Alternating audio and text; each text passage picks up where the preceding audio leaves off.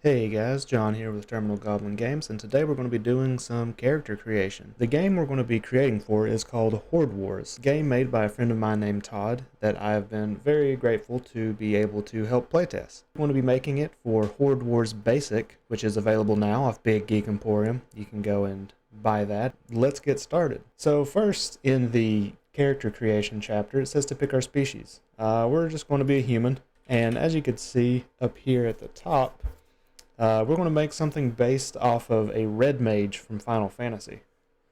Mainly because I don't usually play mages. I'm more of an archer kind of guy.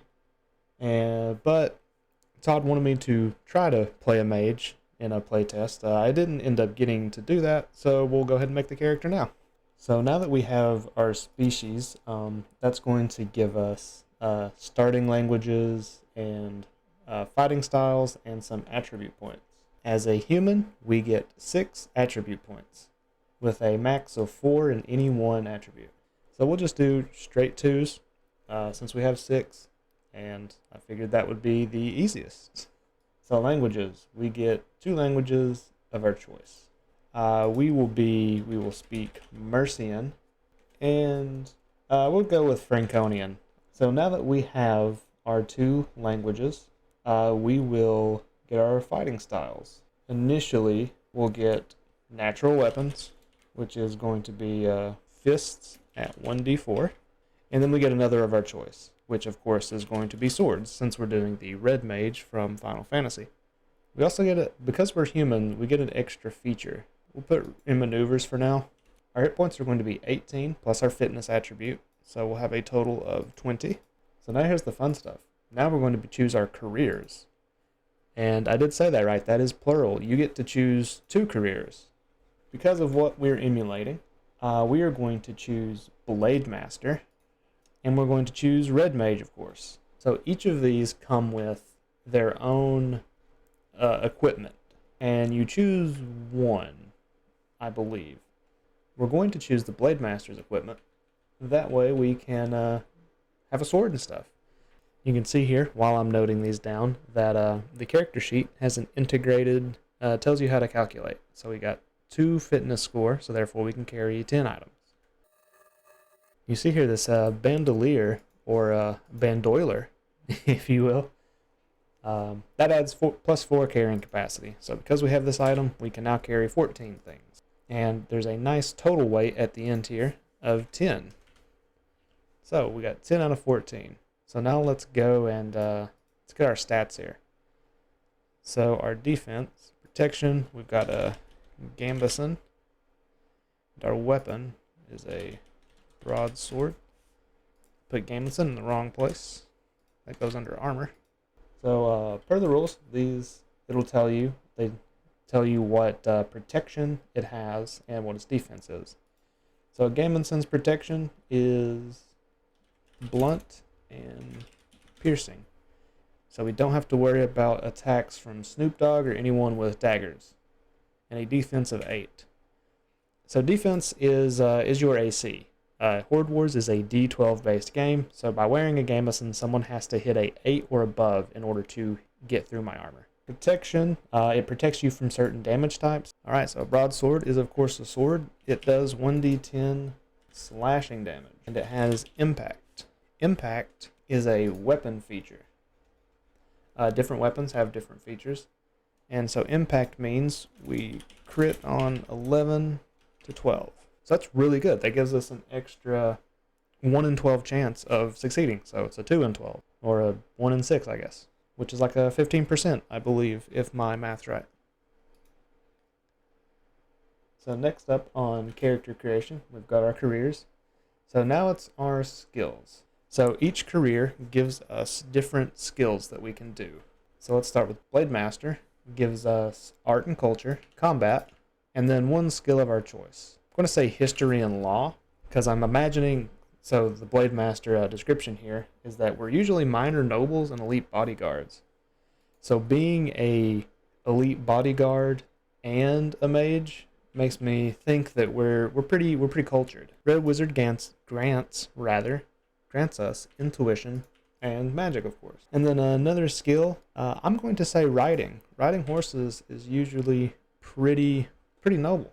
Okay, so now that we have the skills done, oh, I completely forgot about the abilities, like the actions. That's the whole reason you take classes. Alright, so we're going to do Blade Master, we're going to do Red Mage. I usually wouldn't do this, but this is just for the sake of you guys, so you can see which is which. Now I'm currently down here in the Red Mage section, so I will start with those. Alright, so I've got the Red Mage stuff written down. I'll bold this to make it easier. So I kind of abbreviated these here.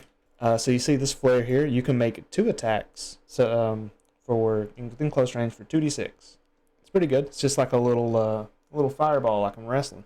Then we have fireball here. Fireball is your classic fireball, but note this: you can only do this once per day per tier.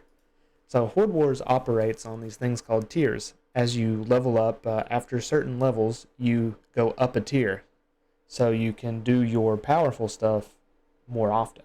And the classic fireball, if you miss the attack, then they take half. First is Courtier. We get influence as a bonus skill. So we'll go up and do that real quick. Second is Backlash. I use Backlash a ton. I played a Thief Blade Master in the first playtest campaign, and it was awesome. Lightning Reflexes were also really good. So you have a kind of a free get out of jail free card here if you don't use it for Backlash for that extra damage or for haste. Now we get to pick a feature. I think I've actually been putting features under perks.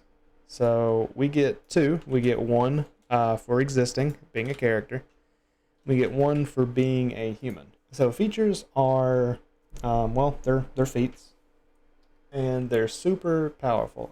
There's a whole list in here, and a whole lot of really cool stuff.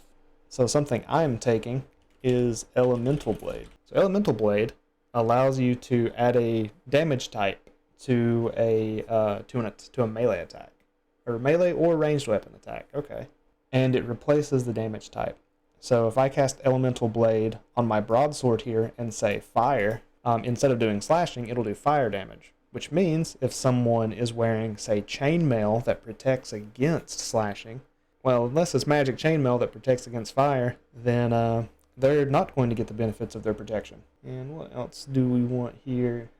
We're going to go with Immolate. So my thing with this guy is I'm thinking he's going to be just a big damage dealer.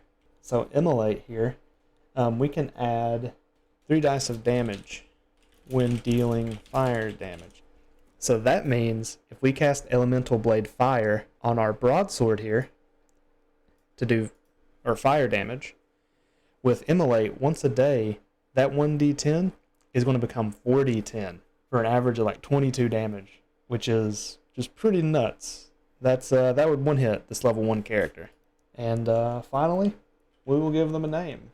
Horde Wars Basic has a list of common names for Mercians here, so we're just going to go with that. So we are a minor noble, so we will probably have a noble last name. Richard Umber. That sounds pretty cool. Mr. Umber. I don't know what accent that was. Let's see, did we miss anything? We missed speed. Okay, so since we're here, our land speed is 6 as a human. That is it. We have a character here.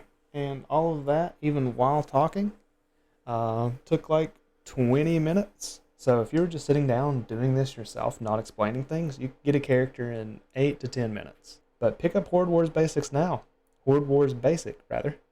Run a campaign. Play with your friends. I can vouch for playing in 2 different campaigns running under Todd, that it's super fun. But that is all I have today. So if you like the video, like it. If you didn't like it, yell at me in the comments. All right, I will see you guys next time.